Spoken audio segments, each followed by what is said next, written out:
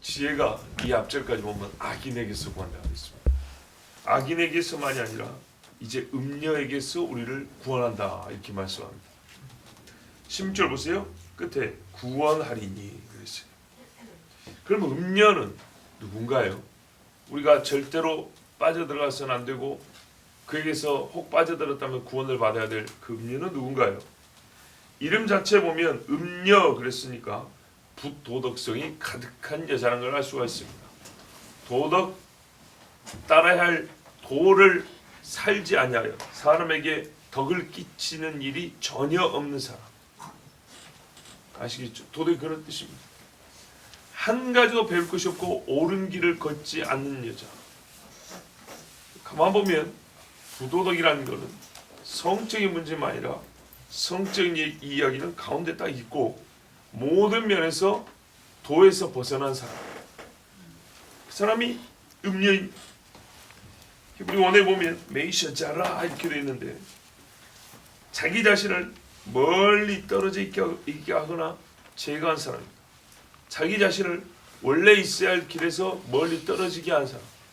원래 함께 있어야 될 사람에게서 분리시킨 사람. 스스로 남이 그런 게 아니라 자기 스스로. 이 여자는 본래 자기가 있어야 할 곳으로부터 스스로를 이탈시킨 사람입니다. 그 원래 있어야 할 자리가 어디일까요? 17절 보세요. 젊은 시절의 짝. 자기 짝에서 스스로를 떨어뜨린 여자입니다. 부도덕하고 아주 음탕한 사람, 음녀라 그랬습니다. 또 이 여자는 이방 여자라고 불렀습니다. 나그네 외국인이 아닙니다. 우리 구약성에 보면 나그네와 거류민들을 너희가 사랑하고 돌보라 그러죠. 그 사람들은 외국에서 왔지만 우리 중에 있는 사람입니다. 근데 이제 이방이라는 말은 이방 출신이기도 하지만은 이 땅에 우리와 함께 살지만 이방 사람의 모습 그대로를 가지고 있는 사람입니다. 나그네는 거류민은 우리 속에 들어가서 우리의 풍습을 배우는 겁니다. 우리의 절기를 같이 지키고자 합니다. 그래서 우리가 음식을 나눠 먹을 수 있습니다. 근데 이 사람은 이스라엘 중에 살지만은 전혀 이스라엘의 절기를 원하지 않습니다. 말씀을 듣지 않습니다. 나는 살 테야. 이방인으로 살 테야. 그런 사람입니다. 사회적, 종교적, 정치적으로 이방에 살던 곳과 연결되어 있어 그 삶을 유지하는 사람을 가리키는 말입니다. 즉 이방의 신을 가지고 있는 사람이라는 뜻입니다. 이 여자는 음탕한데 이방의 신을 가지고 있는 여자입니다. 그래서 이 여자에게서는 우리가 어떻게 되냐? 구원을 받아야 됩니다.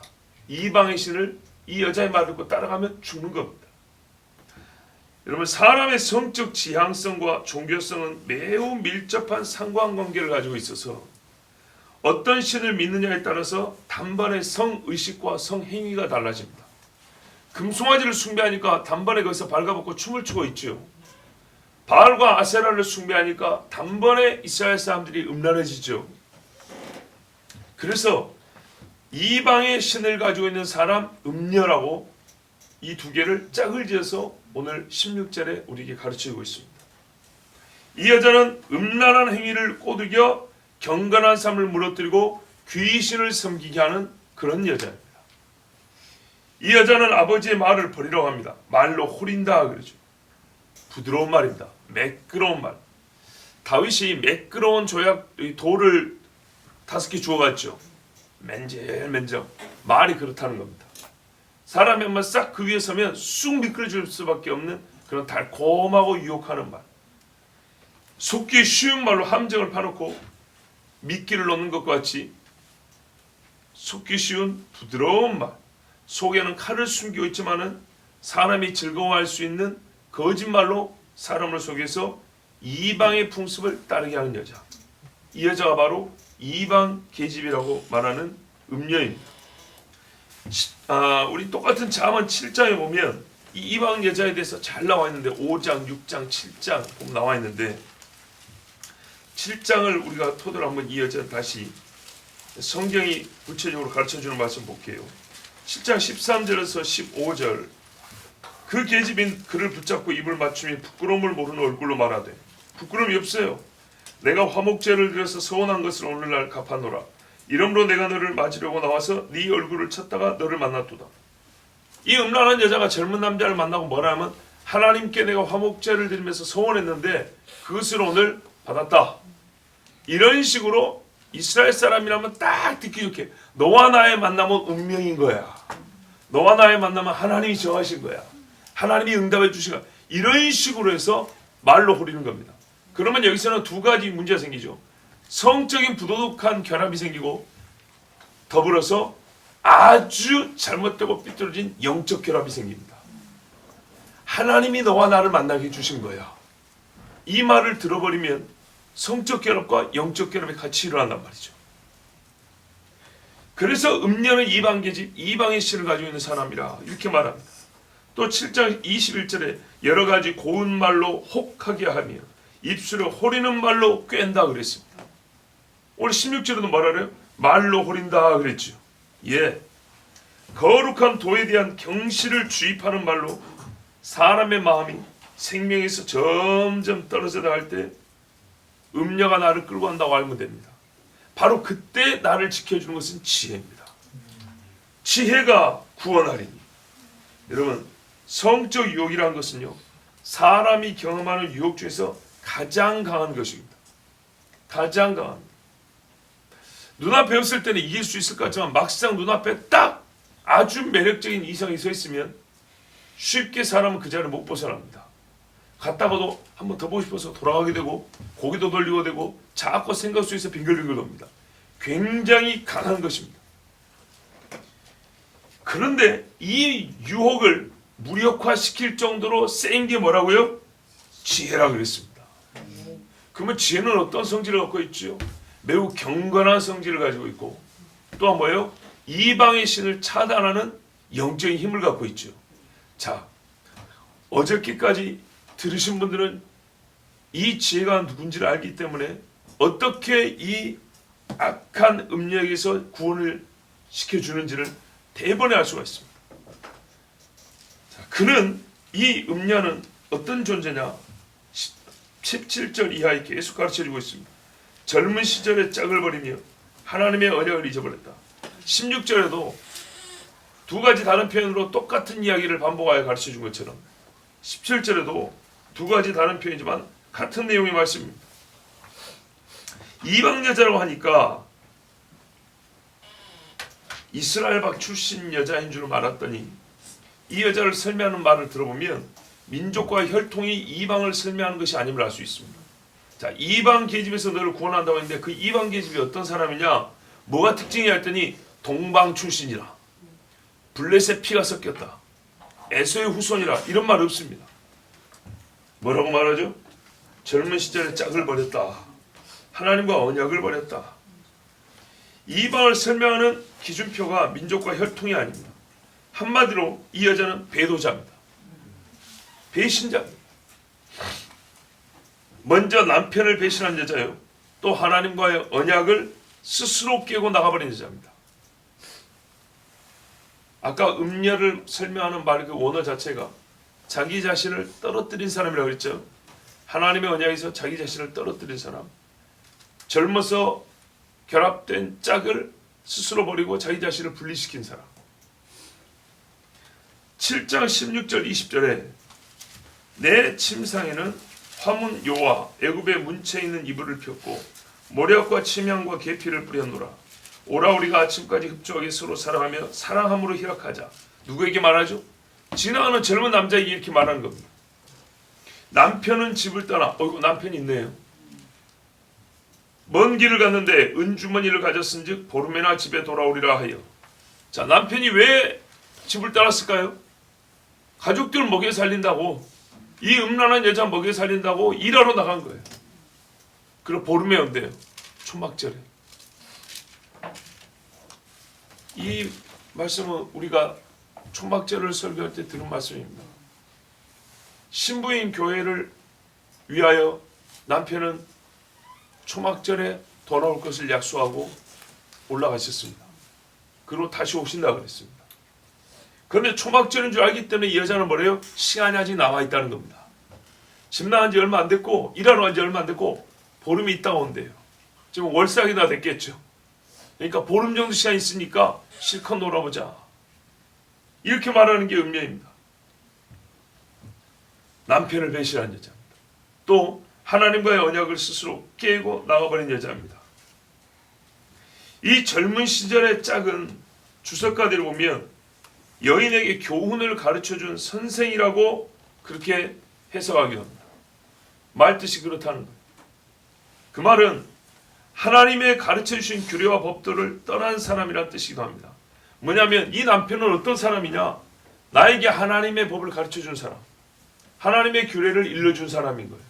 그냥 결혼해서 한 집에 사는 게 아니라 그 사람을 떠났다는 말은 하나님의 법도 잊어버렸다는 얘기죠. 그러니까 뭐예요? 하나님과 언약을 잊은 여자다. 이렇게 말씀한 겁니다. 디모데전서 5장 11절 12절에 우리 신약교회에서 매우 이 말씀과 상관 있는 기록을 보는데, 젊은 과부는 거절하라. 과부의 명부에 올리지 말라는 얘기입니다. 아직 테스트해 볼 게 있다는 뜻입니다. 이는 정욕으로 그리스도를 배반할 때, 젊은 과부는 그리스도를 배반할 가능성이 있다는 겁니다. 왜요? 정욕으로 그리스도를 배반할 때 시집가고자 함이니. 자, 여러분, 정욕으로 그리스도를 배반하지 않고 시집가면 좋은데 못된 남자나 자기 뜻대로 원하는 삶을 살고 싶어서 그리스도를 배반하면서까지 정욕을 채우고 싶은 거예요. 처음 믿음을 저버렸으므로 심판을 받느니라. 그래서 처음 믿음, 젊을 때 짝인 예수님을 버리는 거예요. 자, 그래서 젊은 시절의 짝을 버린 것과 하나님과 맺은 언약을 잊어버린 것은 동일 정체성을 가진 한 사람의 한 가지 사건을 다르게 표현한 겁니다. 무슨 말인지 이해가 되시죠? 하나님의 말씀을 가르쳐준 그 사람에게서 떠났어요. 그 사람은 내 남편이에요. 근데 여러분, 하나님의 말씀을 우리에게 누가 제일 잘 가르쳐줄까요? 하나님 자신이죠. 예. 그런데 그가 음란한 일을 위하여 그 약속에서 자기 자신을 돌이켜 떠나버렸어요. 신약에도 보니까 예수 그리스도의 영이 우리와 함께 하시고 말씀을 가르쳐 주시고 우리로 생명길로 인도하시는데 그분을 떠나고 가버렸다는 거예요. 정욕 때문에 그리스도를 배반하여 처음 믿음을 저버리는 자들이다. 이렇게 말씀하고 있습니다. 잠언 5장 15절에서 20절에 보면 너는 내 우물에서 물을 마시며, 이거는 남자에게 주신 아버지의 교훈입니다. 아들이 주신 교훈입니다. 내 샘에서 흐르는 물을 마시라. 어찌하여 내 샘물을 집 밖으로 넘치게 하겠으며 내 도랑물을 거리로 흘러가게 하겠느냐. 그 물로 내게만 있게 하고 타인으로 더불어 그것을 나누지 말라. 내 샘으로 복되게 하라. 내가 젊어서 취한 아내를 즐거워하라. 자, 여기서 젊어서 취한 아내라고 합니다. 음녀에게는 젊어서 취한 짝, 곧 남편이 있고, 아버지가 아들에게는 젊어서 취한 아내를 즐거워하라 그럽니다. 그는 사랑스러운 암사슴 같고 아름다운 암노루 같으니 너는 그 품을 항상 족하게 여기며 그 사랑을 항상 연보하라. 내 아들아, 어찌하여 음녀를 연보하겠으며 어찌하여 이방 계집에 가슴을 안겠느냐. 자, 여기서 보면 이방 여자의 짝, 젊어서 얻었던 그 짝이라는 사람은 어떤 사람이냐. 똑같이 젊어서 아내를 취한 젊은이입니다. 근데 이 남편은요, 젊어서 취한 짝인 아내를 즐거워하고 그 사람을 사랑합니다. 그리고 음녀를 사랑하고 음녀의 가슴을 앓는 일을 하지 않습니다. 아버지가 그것은 어리석은 짓이다, 어리석은 짓은 악한 짓이다, 하지 말라 그래서 일을 하지 않습니다. 자, 왜 이렇게 말을 하냐? 오늘 본문에서는 남편인 짝은 지금 잘못이 없습니다. 그렇죠? 지금 우리는 음녀를 이해하기 위해서 지금 5장을 읽는 겁니다. 아버지로부터 이런 교훈을 듣는 남편은 다른 여자에게 가지 않고 자기 부인만 바라보고 있습니다. 그런데 이 못된 여자는 남편이 나를 위해서 집을 나가 일을 하는데도 불구하고 집이 비었으니까 그 남자 대신 다른 남자를 끌어들이는, 젊어서부터 자기를 사랑한 나 역시 젊어서 얻은 짝인 남편을 버린 여자예요. 자, 남편은 아내에게 신실합니다. 그런데도 젊은 시절에 짝을 버린 여자는 어떤 여자일까요? 신실한 남편인 호사를 버린 고멜과 같은 여자입니다. 고멜이 이스라엘을 상징하듯이 음녀는 하나님을 버린 이스라엘을 상징합니다. 여러분, 누가 하나님과의 언약을 잊었는가 보십시오. 이스라엘. 더 깊은 차원에서 이 음녀를 생각할 때 영적으로 우리가 좀 해석해 보면 하나님을 배역한 존재라고 어떤 보편적 이름을 붙일 수 있습니다. 누구든지 처음 믿고 처음 들은 말씀을 떠난 사람은 음녀에게 속하고 그 사람을 음녀라고 이름을 붙일 수 있습니다. 자, 젊은 시절의 짝은 말 그대로 하나님을 나타내는 환유. 환유는 바꿔서 깨우쳐주기 위해서, 그러니까 깨우쳐주기 위해서 표현을 이렇게 바꾼 겁니다. 즉, 젊은 시절의 짝은 하나님을 나타내는 것입니다. 그렇다면 여러분, 음렬은 누구를 가리킨다고요? 이스라엘. 개인과 개인에서 음탕한 여자를 말하기도 하지만 확대하여 보면, 좀 더 깊게 보면 이스라엘을 말하기도 하고, 더 깊이 들어가면 첫 번째 배도자인 사탄에까지 이를 수 있습니다. 여러분, 사탄, 즉 원래는 천사인 그 존재가 만들어지자마자 그런 누구와 언약을 맺은 것이죠? 하나님이죠. 모든 피조물 중에 가장 처음 하나님에게서 이탈한 자, 그가 누굽니까? 사탄입니다. 자, 이 여자의 집에 들어간 자들이 어디로 가는지라 보십시오. 18절입니다. 그의 집은 사망으로, 그의 길은 수월로 기울어졌나니. 이 여자의 집에 들어가는 자는 사망으로 직행합니다. 이 여자와 함께 길을 걷는 자는 수월과 지옥으로 기울어진 길을 걷습니다. 거슬러 올라오지를 못합니다. 경상하심에서 못 나옵니다. 이 말씀을 직역을 하면 참으로 그녀의 집은 죽음에게로 가라앉습니다. 무슨 엘리베이터처럼요. 그 집에 들어가면 쑥 꺼져버려요. 죽음층으로. 그녀의 길들은 죽은 영혼들에게로 가라앉는다 그랬어요. 여러분, 딱 체감이 되지 않습니까? 엘리베이터 줄 끊어졌다고 생각해 보세요. 그 집에 들어갔더니 멋지게 생긴 문을 열고 딱 들어갔더니 들어서는 순간 줄이 딱 끊어져서 지옥 밑바닥으로 푹 떨어져 버립니다. 여러분, 음행 한 번 하였다고 곧장 죽는 것이 아닙니다. 돌이키지 못하는 것도 아닙니다. 다윗을 보십시오. 항상 이 음행이라는 죄가 단번에 영생을 좌우하지 않습니다. 돌아올 수 있는 기회가 주어집니다. 그러나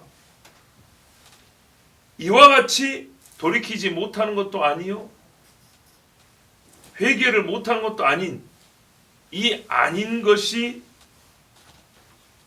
아니라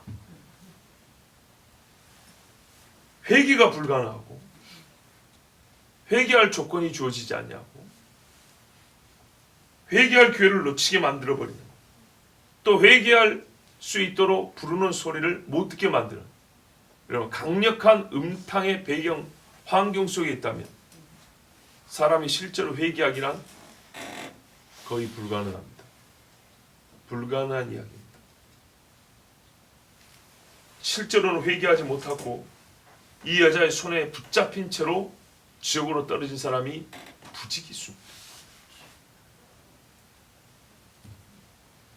그래서 음녀의 집에 들어간 자는 그 집과 함께 사망으로 가라앉아 버리고 죽은 영혼들이 있는 곳으로 들어가는 길을 벗어나지 못한다고 말씀합니다. 여러분, 19절 보세요. 누구든지 그에게로 가는 자는 돌아오지 못하며 또 생명길을 얻지 못하느냐. 아주 극단적인 상태입니다. 결코 돌아오지 못하고 생명과 연결된 모든 줄과 점까지도 다 끊어지고 지워져 버립니다. 이게 음녀에게 빠진 사람입니다. 즉, 제가 무슨 말씀드리냐, 우리가 살면서 남자들이 음란한 여집에 한번 빠졌다고 해서 그 순간으로 인생이 이제 끝났다 라고 말하기는 좀 어렵습니다. 돌이키는 사람이 있기 때문에. 그런데 제대로 빠진 사람은 사실 못 돌아오고 죽습니다. 그럼에도 불구하고 분명히 돌아오는 경우가 있다는 얘기죠. 근데 지금 오늘 성경은요, 이것보다 훨씬 더 극단적인 상황을 얘기하고 있다고요. 아예 못 돌아온다. 한 번 들어가면 그냥 죽었다고 생각해야 된다. 그래서 처음부터 가면 안 된다고. 물론 엄한 교훈을 주기 위해서도 그렇지만은 이것은 말 그대로 사실입니다. 히브리서 하면 한 번 하늘의 비춤을 받고 그리스도를 배신한 사람은 다시 회개하지 못한다라는 말을 들으면 그냥 경고로만 아는데, 여러분, 말뿐인 경고는 하나님에게 없습니다. 잠언 7장 22절에서 27절에 보면 소년이 곧 그를 따랐으니 소가 푸주로 가는 것 같고 미련한 자가 벌을 받으려고 쇠사슬에 매이러 가는 것과 일반이라. 필경은 살이 그 간을 뚫기까지 이를 것이다. 여러분, 화살이 간을 뚫으면 살 수 있습니까? 새가 빨리 그물로 들어가되 그 생명을 잃어버릴 줄을 알지 못함과 일반이라. 자기가 죽은 줄을 모르는데 어떻게 회개가 되겠냐고. 육으로만 음란한 행위를 저지른 게 아니에요. 도에서 떠남과 함께 죽는 거예요. 영적인 타락과 성적인 타락은 항상 같이 갑니다. 아들들아, 나를 듣고 내 입의 말에 주의하라. 네 마음이 음녀의 길로 치우치지 말며 그 길에 미혹지 말지어다. 대저 그가 많은 사람을 상하여 엎드러지게 하였나니 그에게 죽은 자가 허다하니라. 자, 부지기수라는 말이 제 말이 아니죠. 그 집은 음부의 길이라 사망의 방으로 내려가느니라. 자, 7장에도 똑같은 말씀하고 있어요. 그 집은 음부로 가는 집, 그 지옥으로 가는 길이래. 사망의 방으로 내려간대. 지옥 안에는 방이 있어요. 각 사람이 갇혀서 고통을 당하는 곳이 있어요. 그것으로 바로 연결된다는 거예요. 자, 여러분, 이 말씀과 같이 음녀를 따라간 일에 절대적인 결말이 있습니다. 음녀의 강함과 악한 능력을 행하는 큰 힘이 있다는 것을 알 수 있습니다. 못 나옵니다. 지옥으로 확 끌고 가버린 힘이 있습니다. 즉, 우리가 남자들이 살면서 겪는 이 음란한 일, 그 한 번과 다른 차원의 일이라는 걸 알 수 있습니다. 물론 그것도 포함합니다. 다시 말하면 음녀를 쫓아오는 남자들에게 부모나 지인들이 좋게 교훈해 줍니다. 야, 니 그러다 성병 걸린다. 재산을 탕진한다. 후에 좋은 여자 못 만난다. 너 인생 그래갖고 성공 못하고 너 그냥 비리비리 살다 망할 거다. 여러분, 이런 류의 경고를 넘어섭니다. 사망과 수월, 죽음과 지옥입니다. 음녀에게 들어간 일의 최종 상태로 제시하는 것은 이 음녀가 음행을 즐기고 몸을 파는 매춘부보다 훨씬 강력한 음행자라는 것을 말씀해 줍니다. 분명히 말씀드립니다. 본문의 말씀은 역사적이고 상황적 맥락이 있습니다. 즉, 한참 자라는 아들에게 아버지가 바르고 지혜로운 삶을 살도록 주는 교훈입니다. 분명히 맞습니다.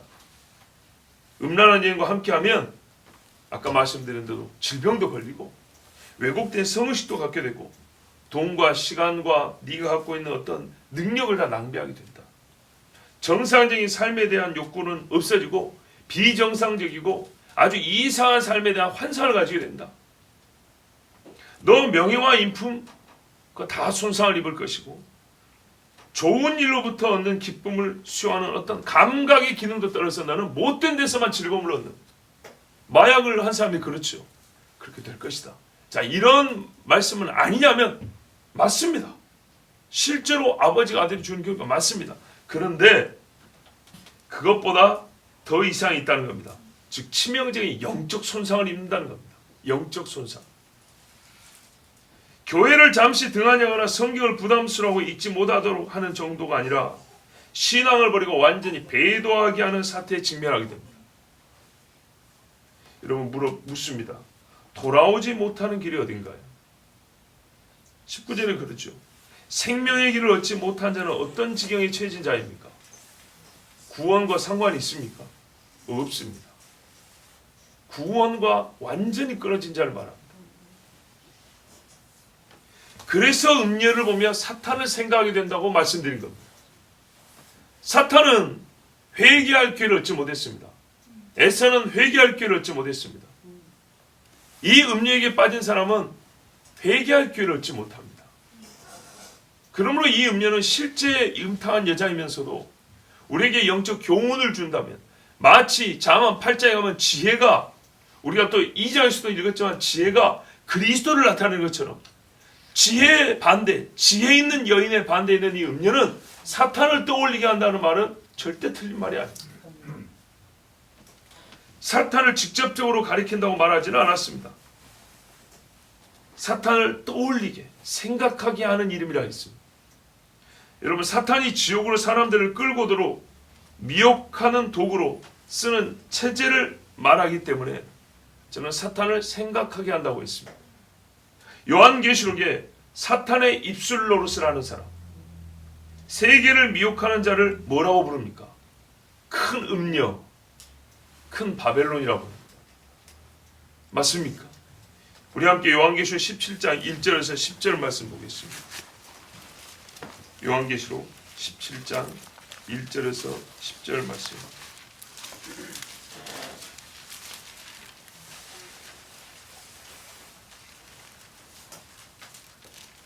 제가 한번 읽겠습니다. 또 일곱 대접을 가진 일곱 천사 중 하나가 와서 내게 말하여 이르되, 이리로 오라. 많은 물 위에 앉은 큰 음녀가 받을 심판을 내게 보이리라. 땅의 임금들도 그와 더불어 음행하였고 땅에 사는 자들도 그 음행의 포도주에 취하였다 하고 곧 성령으로 나를 데리고 광야로 가니라. 내가 보니 여자가 붉은빛 짐승을 탔는데 그 짐승의 몸에 하나님을 모독하는 이름들이 가득하고 일곱 머리와 열 뿔이 있으며 그 여자는 자주빛과 붉은빛 옷을 입고 금과 보석과 진주로 꾸미고 손에 금잔을 가졌는데 가증한 물건과 그의 음행의 더러운 것들이 가득하더라. 그의 이마에 이름이 기록되었으니 비밀이라, 큰 바벨론이라, 땅의 음녀들과 가증한 것들의 엄이라 하였더라. 또 내가 보매 이 여자가 성도들의 피와 예수의 증인들의 피에 취한지라. 내가 그 여자를 보고 놀랍게 여기고 크게 놀랍게 여기니 천사 이르되 왜 놀랍게 여기느냐. 내가 여자와 그가 탄 일곱 머리와 열 뿔 가진 짐승의 비밀을 내게 이르리라. 내가 본 짐승은 전에 있었다가 지금은 없으나 장차 무적행으로부터 올라와 멸망으로 들어갈 자니 땅에 사는 자들로서 창세 이후로 그 이름이 생명책에 기록되지 못한 자들이 이전에 있었다가 지금은 없으나 장차 나올 짐승을 보고 놀랍게 여기리라. 지혜 있는 뜻이 여기 있으니 그 일곱 머리는 일곱 여자가 앉은 일곱 산이요 또 일곱 왕이라. 다섯은 망하였고 하나는 있고 다른 하나는 아직 이르지 아니하였으나 이르면 반드시 잠시 동안 머무르리라. 아멘. 전에 이 본문 말씀드린 적이 있고 또 우리가 이 말씀을 세밀하게 주석하지 않지만 들으면 대충 알 수 있습니다. 보세요. 지혜 있는 자는 음녀가 누군지 안다 그랬어요. 지혜와 음녀가 대비되어 있죠. 이 음녀는 어떤 여자입니까?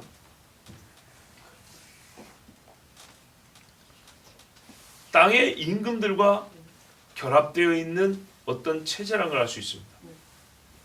그리고 수많은 성도들을 죽였다 그랬습니다. 자, 이 음녀는 상상을 초월하는 강력한 미혹자입니다. 그 사람들을, 미혹된 사람들을 다 사망으로, 수월로 끌고 왔습니다. 자, 어떻게 끌고 왔죠?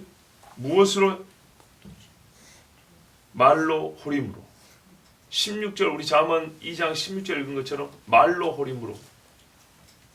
신자의 피에 취해 있다는 요한계시록의 말씀은 음녀가 얼마나 많은 그리스도인을 배도의 물결로 휩쓸리게 하였고 참된 신자를 얼마나 많이 죽였는지를 보여줍니다.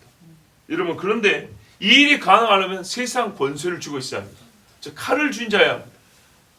그래서 이 음녀는 신자를 죽이고 자칭 그리스도인들을 배도하게 하기 위해서 먼저 누구와 손을 잡냐? 누구를 먼저 미혹하냐면 세상 왕들을 미혹합니다. 그래야 그들의 칼을 쓸 수 있기 때문에. 세상 임금들을 음탕한 몸짓으로 유혹하여서 자기 하수인으로 만들었습니다. 그들의 정치적, 종교적, 경제적 힘을 제 마음대로 휘두릅니다. 보십시오. 짐승을 탔다 그랬습니다. 그래서 피에 취해 있게 되었습니다. 그러므로 이 여자는 종교와 정치가 결합된 하나의 체제를 좌지우지하는 존재라는 것을 알 수 있습니다. 우리는 이를 로마 카톨릭이라고 부릅니다. 여러분, 이 중에 아들들은 먼저 들으십시오. 여러분, 아들들이여, 귀를 음녀의 말로부터 차단시키십시오. 마음을 지혜에게만 열어주세요. 우리 잠언 말씀 앞에 보면 네가 그 지혜를 마음에 들여오게 하면, 지혜가 네 마음에 들어가면 이렇게 조건이 되어 있습니다.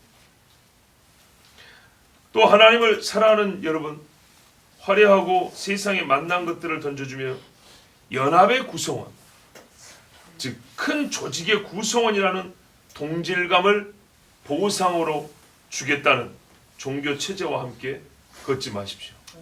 우리가 이 조직에 있으면 우리가 큰 조직의 일원이야, 이런 무슨 자부심, 이런 걸로 생명을 거래하지 마세요. 부유함으로 하나님의 은혜를 꾸미는 종교적 가르침과 거짓에 능하고 어두운 곳에서 활동하는 세상의 통치자들의 집에 들어가지 마십시오. 이 여자는 부유합니다. 자주색 옷을 입었다 했습니다. 같은 교회라도 부유한 교회는 하나님의 복을 받은 것처럼 그렇게 가르치는 거짓 교훈에 끌리지 마세요. 어느 교회 목사는 정치 누구하고 친하다네, 이런 것 때문에 혹 내가 무슨 득을 볼까 하여 그 사람들의 길에 함께 걷지 마세요. 죄인의 길에 서지 말라 했습니다. 이 음료와 함께 죽지 말고 아버지의 주신 지혜와 명철을 얻으십시오. 어리석게도 전도서 2장 3절에 말씀한 것과 같이 내 마음에 궁구하기를 내가 어떻게 하여야 내 마음의 지혜로 다스림을 받으면서 술로 내 육신을 즐겁게 할까? 지혜로 마음을 다스림을 받으면서 또 어떻게 하여야 어리석음을 취하여서 천하 인생의 종신토록 생활함에 어떤 것이 쾌락인지 알까? 이런 생각 품지 마십시오. 내가 지혜로우면서도 어떻게 세상 것을 즐기면서 살아볼까? 이런 말도 안 되는 조합을 꿈꾸지 마시란 말입니다. 온전한 지혜를 구합시다. 4월은요 하나님께 지혜를 구하는 달입니다. 우리가 그렇게 목표를 삼습니다. 성령께서 제자들에게 임하시고 제자들은 세상 누구보다 지혜로운 자들이 되었습니다. 인생을 어디다가 쏟아부어야 할지, 무엇에 목소리를 높여야 될지, 세상 권세자들이 하나님 보시기에는 아무것도 아니라는 놀라운 지혜를 갖게 되었습니다. 그리고 그들의 입에서 나온 말을 들어보세요. 그들을 무시했던 대제사장과 서기관과 바리새인들조차도 이들을 말 못하는 범인으로 알았다가 저들의 이 유식하고 똑바르고 능력 있는 말이 어디서 나온 것인가 하고 깜짝 놀랐다 했습니다. 하나님께서 주신 지식의 말씀에 더욱 귀를 기울이는 한 달이 되길 바랍니다. 5장 1절에서 14절 말씀 읽어드리고 마칩니다. 내 아들아, 내 지혜에 주의하며 내 명철에 내 귀를 기울여서 근시를 지키며 내 입술로 지식을 지키도록 하라. 대저 음녀의 입술은 꿀을 떨어뜨리며 그 입은 기름보다 미끄러우나 나중은 쑥같이 쓰고 두 날 가진 칼같이 날카로우며 그 발은 사지로 내려가며 그 걸음은 음부로 나아가느니 그는 생명의 평탄한 길을 찾지 못하며 자기 길이 든든치 못하여도 그것을 깨닫지 못하느니라. 자, 우리가 2장에서 읽은 말씀과 똑같지요? 사랑하는 아들들에게 지금 아버지 하나님이 주신 말씀입니다. 이 말씀대로 4월 한 달 사시기 바랍니다. 그런즉 아들들아, 나를 들으며 내 입의 말을 버리지 말고 내 길을 그에게서 멀리하라. 그 집 문에도 가까이 가지 말라. 들어가면 지옥으로 떨어지는 겁니다. 두렵건대 내 존영이 남에게 잃어버리게 되며 내 수완이 참포자에게 빼앗기게 될까 하노라. 두렵건대 타인이 내 재물로 충족하게 되며 내 수고한 것이 외인의 집에 있게 될까 하노라. 두렵건대 마지막에 이르러 내 몸 내 육체가 쇠퇴할 때에 내가 한탄하여 말하기를 내가 어찌하여 훈계를 싫어하며 내 마음의 꾸지람을 가벼이 여기고 내 선생의 목소리를 청종치 않냐며. 아까 남편 작은 선생의 역할을 했다고 그랬죠. 나를 가르치는 얘기에 귀를 기울이지 아니하였던 고 많은 무리들이 모인 중에서 모든 악에 거의 빠지게 되었었노라 하게 될까 하노라. 음력에 빠지면 하게 될까가 하게 됨이라는 실제가 됩니다. 이 한 달 지혜를 구하십시오. 곧 예수 그리스도를 더욱 깊이 구하시고 예수 그리스도를 아는 지식에만 충만해지십시오. 생명인 지혜를 구하는 자에게 하늘이신 아버지 하나님께서 후히 주시고 꾸짖지 아니하십니다. 기도하겠습니다.